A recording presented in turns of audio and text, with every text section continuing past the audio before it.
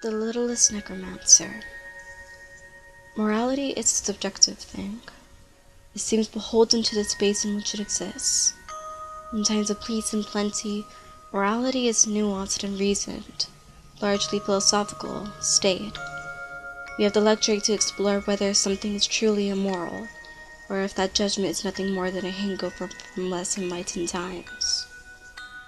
But in times of strife we have little room for the subtleties. When survival is paramount and we fear for our lives, morality becomes more flexible. Stealing is normally considered to be wrong, but when foreign soldiers have burned your farm to the ground and your family has nothing to eat, stealing food simply becomes a necessity. There's nothing more important than the survival of your children. And for me, no matter the time, there's some rules of society that just don't make any sense. Social taboos, with only the thinnest veneer of logic over their acceptable surfaces. Perhaps it's because I have broken so many of those taboos that they seem sad to me now. Growing up on a barely fertile patch of land on the border of Lithuania, a child learns about the cycle of life very early. I vividly remember this first spring I was big enough and old enough to help with the lambing. I hadn't yet been taught about the mysteries of birth, and I was only dimly aware of how I myself had come into existence. When I saw the limp yellow lamb dangling from its mother's grotesquely distended birth canal, the strangest feeling came over me. It was as though I was seeing something that I shouldn't. Like my eyes had been opened to some great secret of the universe that should have stayed hidden. 3 lambs were stillborn that year, and I didn't understand it. I laid one of the stained woolly corpses in my lap and stroked it gently, tracing the nubs and whorls of baby fleas with my fingers. I marveled at how perfect and complete it was, yet how utterly devoid of life.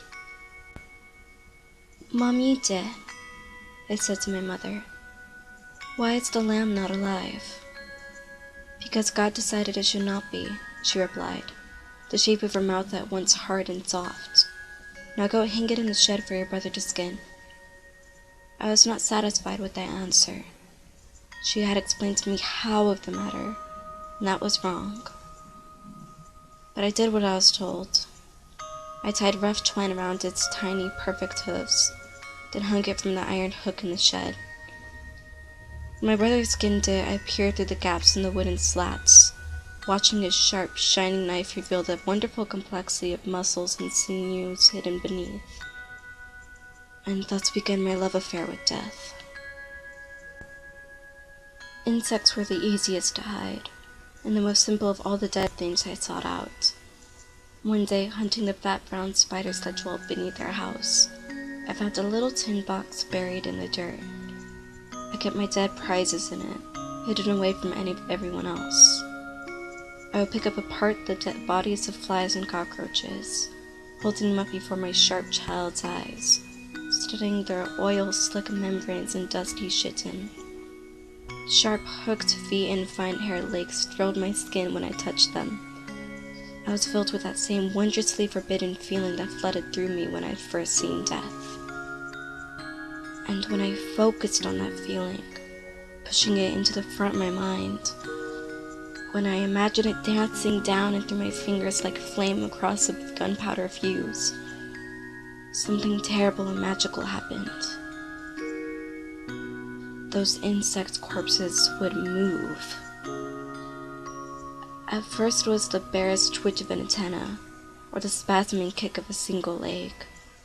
But as I spent more and more time refining and feeding that flash fire feeling, it became something much more powerful.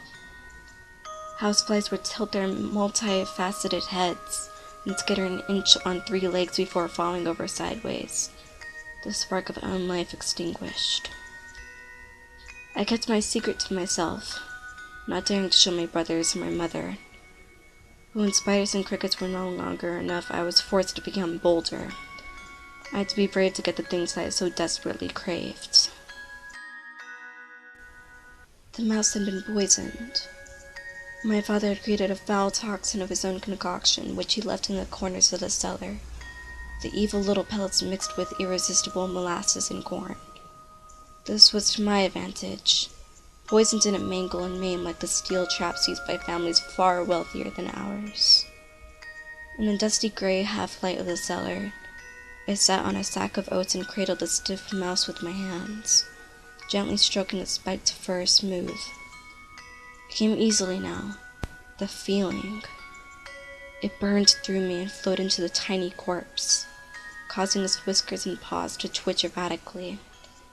I could feel the strong little muscles of its legs, could sense new and unfamiliar organs inside it, like nothing my insect packs possessed. It took many tries to make it walk, pinching this muscle here, tugging that tendon there, but with the persistence born of obsession, I finally managed to make my latest acquisition creep a few halting steps forward on the earthen floor. From mice I moved on to rats, relishing the greater power afforded by their larger bodies. I made them skitter and chitter, and squeezed hideous snarls from their dead, dry throats as their yellow teeth clacked and snapped. But my secret was becoming too big to stay hidden forever. When I was caught, I was hauled up from the cellar by my hair with a decaying rat clutched in each grubby fist. My squeals of protest assaulting the ears of my mother. Her calloused backhand stung my face. The metallic tang of blood that filled my mouth abruptly silenced my howling. "Disgusting girl," she told me, dragging me towards the roaring fireplace. "You should not play with such disgusting things." Her mouth twisted with revulsion. She prized open my hands and flung my precious pets into the flames. Their dry bodies combusted instantly, fur blooming blue-green from the chemicals used in the poison. The stink of burning hair was vile, far worse than the thick velvet smell of rot I had come to cherish. But she had not seen me animating. She had not glimpsed the power I commanded. When the door to the cellar banged open, my threat of control had been severed, and the moldering corpse had stilled immediately. That curious spark within them abruptly doused. That night, curled up in my bed I shared with my brothers, I wept silent tears, my fists stopping my mouth.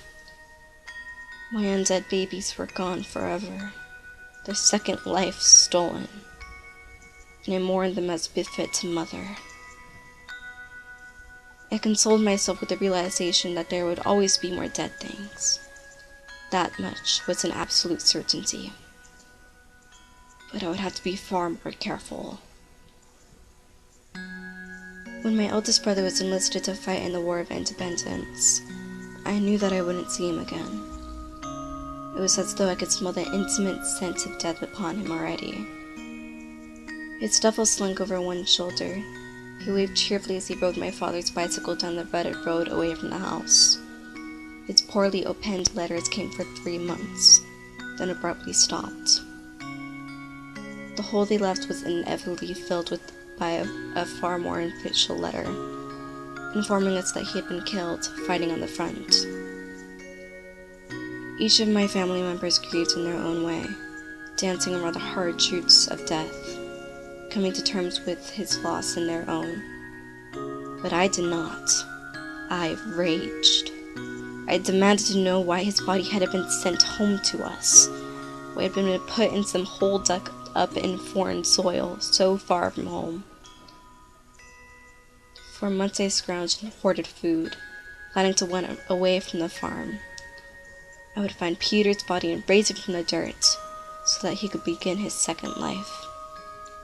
When I finally did leave, my stolen bicycle was slowed by the muddy ruts in the same road where I had last seen my brother, and I realized I had no idea where I was going. A smoother road near the Polish border extended for miles in both directions, identical, and not a signpost in sight.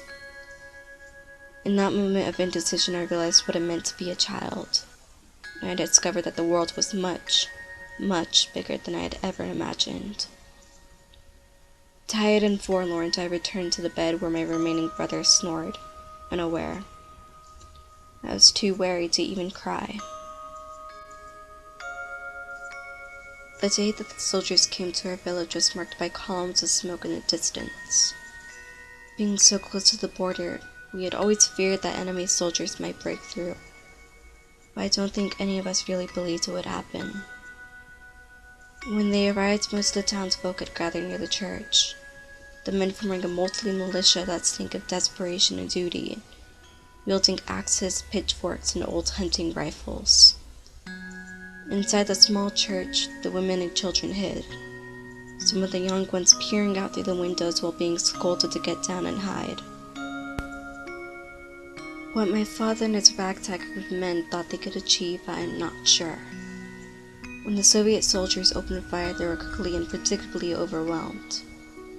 My now oldest brother, so briefly gifted that rank by Peter's death, dropped to the dirt. I remember the shape of his mouth as he fell, a perfect round O of surprise as blood spurted from the hole in his neck. 5 others fell before our brave little militia dropped their peasant weapons and put their hands in the air. Shouting in broken Lithuanian, the uniformed soldiers told the men to get on their knees, while I stared on from the church, spellbound by the carnage. My father argued. The fist of the Soviet marauder crushed his nose flat, the spray of blood bright and sudden in the clear morning air. I should have felt terror, but I didn't. The sight of fresh death had stirred up that strange furnace inside me, and the burn roared inside my head, more powerful than ever before.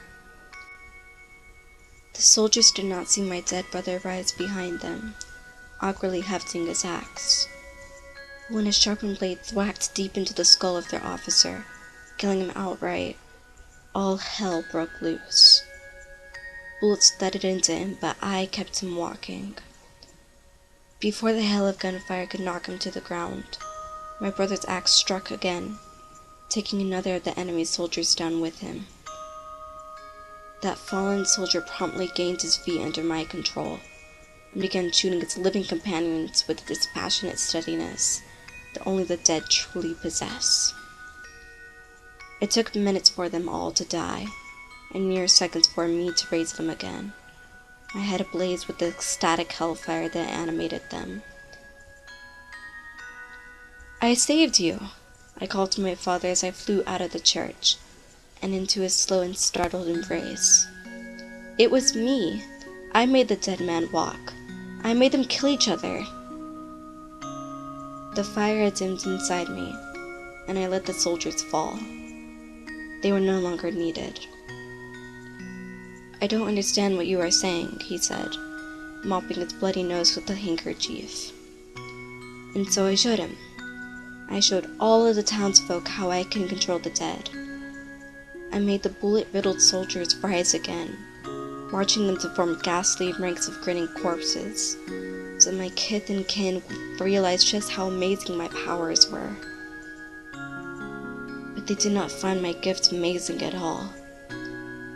My own dear father wrapped his calloused hands around my neck, screaming that I was an abomination, that I was a child of hell. And I knew with a dreadful certainty that he intended to squeeze the life out of me. I could smell my death coming. If only they had let me explain. If only they had stopped running and screaming after the dead men shot my father and allowed me to squirm free. But that doesn't truly matter. Once all the townsfolk had been anointed in the flames of their second lives, they all obeyed me without question. People are so much more agreeable when they are dead. I lived in the village for several more years, learning how to keep the flesh of my children flesh, how best to stop them falling into rot and ruined. And their second assistant was far kinder than their first, I feel. None starved, no one fought, no baby could be lost to bad harvests or disease, no brothers to war. Even the fields and forests flourished beneath the persistent administrations of all those careful gray hands. Game returned to the woods surrounding the village, now bright with birdsong. I took care of my huge family, and we all took care of our home. I was a good mamita, and I helped my children survive. When I learned all I could, and when I could no longer puppet bodies that were too worn out to work, I let their second lives come to a gentle end, walking them all into the good earth of a mass grave they took up with their own dear hands. Their bones lie tangled in the beautiful woods of my homeland, and sometimes I still feel the faintest spark flowing through the thousands of miles of ground that now separate us. It hasn't been an easy life, keeping my secret from others, resisting the beckoning warmth of the unholy fire that burns within me. And I found that I don't need to wait. It is so much easier just to remove first lives, carefully, gently, without marking the flesh. And then there is more time to love them, until they grow too pale and dry to puppet anymore. But my days have become haunted by a perfume rising from my own skin, the same one that trailed my brother as he rode his bicycle off to war. Yes, the scent of my old, familiar companion is upon me now. I can feel the delicate shroud of death descending to brush my shoulders, and I know that unless I find a successor, there will be no second life for me. So now I must ask, when you read this story, did you feel something stir inside you? If a strange, unnatural heat suffuses your heart in this moment, then grow still, concentrate. Let it spread inside your chest. That fire that smolders and aches to be put inside another creature. To see those quiescent pathways of nerve and bone. To give them a new and better life. If you know what I'm talking about, if you feel the flame, then I must know. I can teach you things that will change your life forever. And you can give me my second life. I will be the best grandmother any child could imagine.